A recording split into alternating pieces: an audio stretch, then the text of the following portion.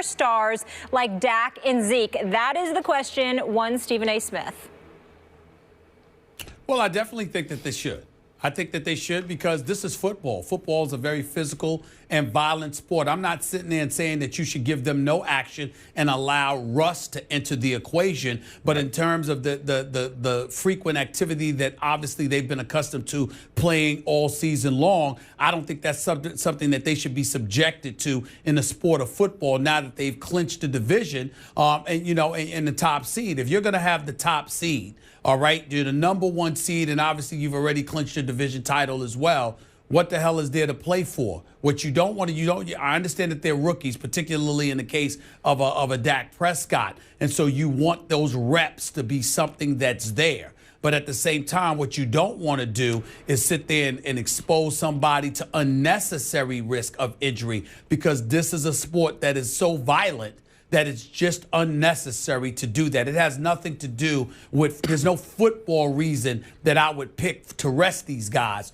other than a concern for injury, because you've got other teams literally fighting for their lives trying to get to that postseason, trying to get that extra dough, trying to get that extra shine, et cetera, et cetera. So if you've already accomplished that goal in a sport as physical and as violent as football, you might need to protect yourself and risk a little rust coming into the equation just to preserve yourself to be 100% healthy. I'm not saying you don't play at all, but you do have to protect yourself. This is not an easy question to answer because it presents itself at the end of every season in the NFL nowadays, and really always has. But especially, there's nothing that's easy for you. Nothing. But except for beating you in arguments. But especially since the Giants and the Coughlin season in '07, where the Patriots were undefeated and the Giants had the playoff. You know, they had a playoff berth wrapped up, and he decided to play the guys anyway. And I think that indicated something to people. At least it did to me since then. The Dallas Cowboys have been doing things a certain way all year. And except for 2 games against those Giants, they have always won. It's worked for them. And so while you're right, Stephen A., I'm not just brushing off the fact that this is a violent, full-contact sport where it's oftentimes foolish to play someone if you don't have to, because every play could be the last play of someone's career. That's the nature of the sport. Nevertheless, if you've been doing something a certain way and you've been achieving success all year, the last thing I would want as a Cowboys fan is for anything to change. I would want them to approach every single game the exact same way. Donovan, before you speak, let me just remind you that that's the same thing Max Kellerman said to Bernard Hopkins before his last fight. Let's go on. Let's go on. Let's go on. Let's go. Hey, he slipped. He slipped, Stephen A. He slipped and got pushed. Don't make fun of Bernard Hopkins. He's great, even though you have a right to, more so than anybody else. But I'm going to come to my boys back here. Leave him alone, D. Leave him alone. 52 years old. What do you want from him? Hey, man. Hey, you got to make a decision. But let me add to what you said now, Max. Back in 2004, when we went to the Super Bowl, we clinched, I believe we clinched by week 10, week 11. And what we did was we played, but we sat some players. Now, when I look at the Dallas Cowboys, in a sense, going into a game where they know they already have won the NFC East and they have home field advantage, I think the players that you decide to sit is an Ezekiel Elliott and maybe a Tyron Smith. Now, for Dak Prescott, I think it's important for him to keep this momentum going and maybe play about 3 series in this particular game. Then you'll see Tony Romo. I think the smart thing for Jason Garrett is to understand what's ahead of him and knowing the age of these players. Now, we've seen Ezekiel Elliott and how many carries that he's had thus far at this particular point. It's important that he has an opportunity to give Darren McFadden some carries to kind of kick the rust off just in case you need that backup running back. And also for the offensive line to keep that cohesiveness and also that chemistry to continue to flow. The thing that I look at on the defensive end, who would you sit on defense? And to be honest with you, I wouldn't sit anybody. Maybe Sean Lee.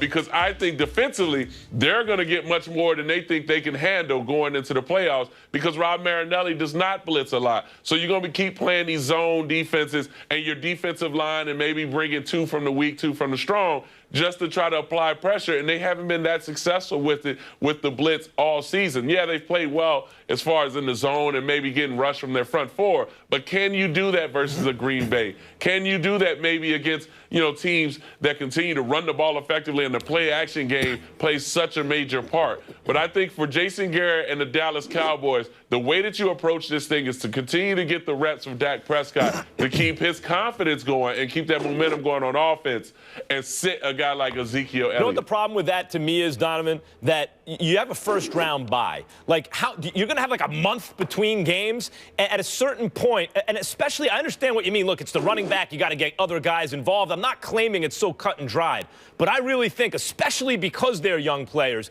especially because the margin of error in the NFL is really small, even for the good teams, because it's so physical, at the point of contact, at the line of scrimmage, because their success is based on that offensive line, and then what these special players behind that line, like Zeke and Dak, can do with that.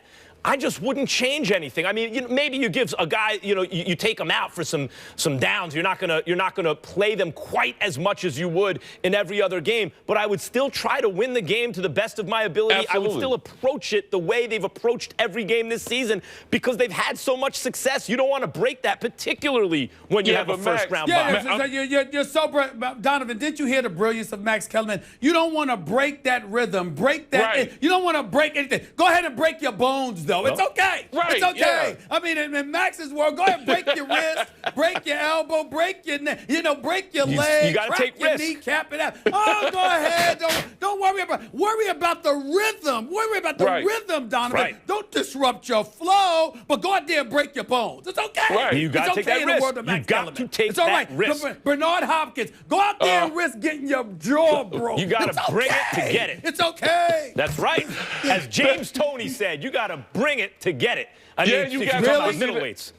But that's what I'm talking about, Max, and that's why I say it's important to start a guy like Dak Prescott. Maybe sit Tyron Smith and Jason Witten. Jason Witten, he deserves a rest. But I think in a sense, it's about chemistry and flow. And when you're going into the playoffs, if you have the momentum and you have that confidence going in, and no matter what situation that you may have been in, and they have been in a lot of great situations, 2-minute drill at the end, overtime wins. Dak Prescott has done a great job. And I've been hearing a lot of people, rumors on there on the outside, talking about that now all of a sudden Dak Prescott is a check down Charlie, and he's a guy you want to force to throw deep. Did they not see him in the preseason throwing the ball deep and completing the things that he can do with the deep ball? But the thing with me with the Dallas Cowboys is, can they keep this momentum going into the playoffs? And if they can do that, and playing in that NFC Championship at home against maybe a team like the Seattle Seahawks, where offensively we're still trying to figure out if they can run the football and stay on the field during third down and converting those big third and longs, that's going to be a matchup you want to see. I will say this. Donovan swayed me in this regard. You rest some of the guys on offense. You don't have to rest everybody. Some of those guys on defense need to be out there. First of all, their defense has gotten better and better. It needs to improve. And dare I bring this up, Donovan, everybody hasn't been eligible on Dallas's defense. So you got to get some guys up in there to actually get some reps. Why is that, Stephen A?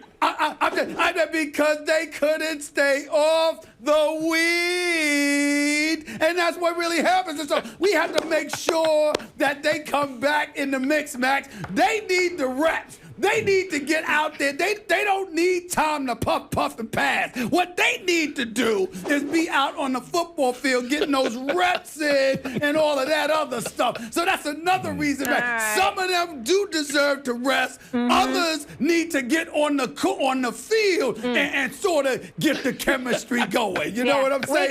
We got it. Not the chemicals going, the chemistry. Not chemicals, chemistry. That's all I'm saying. That's all I'm saying. I was just curious about your opinion about this, because you haven't gotten to weigh in. Lane Johnson turned out to be important, right? Yeah, really important. I just wanted to make sure. Talked about it most of the broadcast. Did you really bring that back up, Max? I was just, I don't know. I was wanting to make sure Molly got to weigh in. I saw it. Yeah, I still don't feel it was as big of a deal as you say it is. All right. You know what's going to be a big deal? If Antonio Romo shows up in the game. We will see if that happens. Meanwhile, Stephen A., your squad, big rematch in the AFC North on Christmas Day. The Ravens took care of business in Week 9 against against the Steelers. Will they repeat and stay alive? Plus, the clapback from George Karl's tell-all book is coming in, and you don't want to miss what Kenyon Martin and Carmelo had to say about it yesterday. Stay tuned.